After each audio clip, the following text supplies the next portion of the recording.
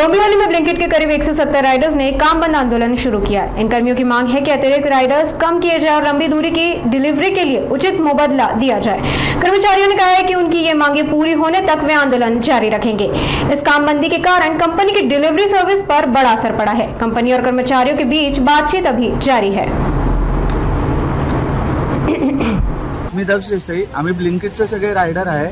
आम्ही काल संध्याकाळी 7:30 वाजल्यापासून आज स्ट्राईक चालू केला आहे। स्ट्राईक करण्यामागचं आमचं मेन जे कारण आहे ते हे आहे की आम्ही मानकोलीच्या वगैरे ज्या ऑर्डर मारतो 6 किलोमीटर 6.5 किलोमीटर, हे फक्त आमचं जायचं अंतर आहे। जे यायचं अंतर आहे ते डबल होतं, म्हणजे 12 ते 13 किलोमीटर। तर 12 ते 13 किलोमीटर जाऊन पण आम्हाला त्या राईडचे फक्त 45 आणि 50 रुपये भेटत आहेत। तर ह्या मागण्या आम्ही खूप दिवस आधीपासूनच चालू केल्या होत्या स्टोर मॅनेजरकडे, जे समीर सय्यद आहेत त्यांच्याकडे, की आम्हाला प्रत्येक ट्रिपचे सगळ्यांना जे नवीन आयडी असतील किंवा जुने आयडी असतील त्यांना प्रत्येकाला एकच आम्हाला जो रेट आहे तो फिक्स आहे 80 किंवा 90 रुपये। पण ते फक्त सॅटर्डे आणि संडेला आम्हाला तो रेट भेटतो।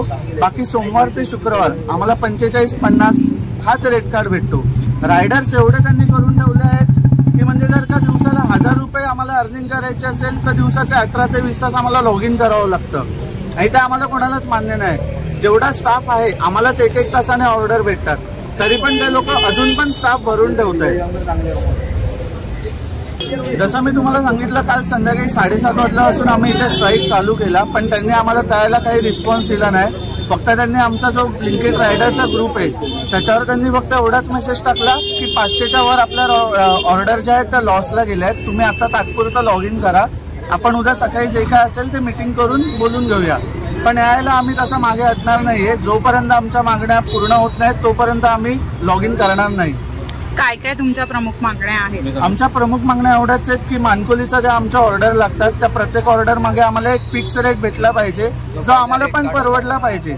जो 90चा आधीचा रेट कार्ड होता तो चालू केला पाहिजे।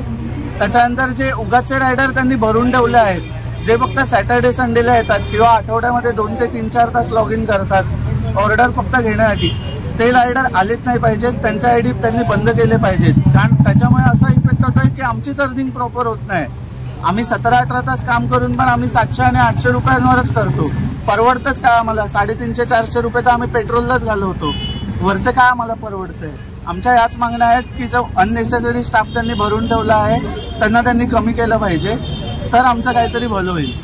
डिस्कल मॉन्डल आहे। आता मी ब्लिंकिटमध्ये 20 तास काम केलंय, त्याच्यामध्ये 19 ऑर्डर झालेले आहे। कंपनी सांगितलं आम्हाला तुम्हाला गॅरंटी EPS देणार 60 ते 70 रुपये, पण मला तासाला EPS पडतं 40 रुपये। पण आता यो 40 रुपये पडतं, बाकीचे राहतात 30 रुपये। ते 30 रुपये कंपनी देणार काय रायडर कडून घ्यायचे? आम्ही लोक कोणाकडून घ्यायचे? आणि काय बोलायला गेला आपण उद्या करू 2 स्ट्राईक झालेले आहे। स्ट्राईक केल्यानंतर जे ठिकाणी येतात त्यांच्या नजरमध्ये येतात ते त्यांची आयडी होल्ड होतात, ते त्यांना फोन लावतो मॅनेजर लोकांना। सेंट्रल टीम मधून कॉल केलेला आहे, सेंट्रल टीम बोलतील तेव्हा तुमची आयडी ओपन होतील। अजूनपर्यंत तो पोरगा 7 दिवसपासून घरी पोहोचलाय, त्याचा घर त्याच्यामध्ये चालतोय। तो बोलतो सरांना फोन करू, सर माझी आयडी कधी ओपन होणार आहे? सर काय बोलतो आम्ही टाकलेलं आहे, मेल येतील तर तुमचं काम होतील। आतापर्यंत त्याचं काम झालं नाही। आमच्या मागण्यात ते EPS जे ठेवलेले आहे ते EPS हटवून टाका, EPS आम्हाला नको। आणि जे नवीन रायडर भरलेले आहे, आता पण रायडर लोक आहे 2 तास काम करतात 3 तास काम करतात, त्यांच्या गाडीचं पेट्रोल काढतात, ते लोक खर्चापुरती जे पाहिजे ते करून ते लोक निघून जातात। पण बाकी जे रायडर्स फुल टाइम वाले आहे 12-12 तास काम करतात, त्यांचं अर्निंग निघत नाही। आता 20 तास काम करून 800 रुपये झाले, 400 रुपये पेट्रोलला झाले, 400 रुपयामध्ये काय घर चालवणार?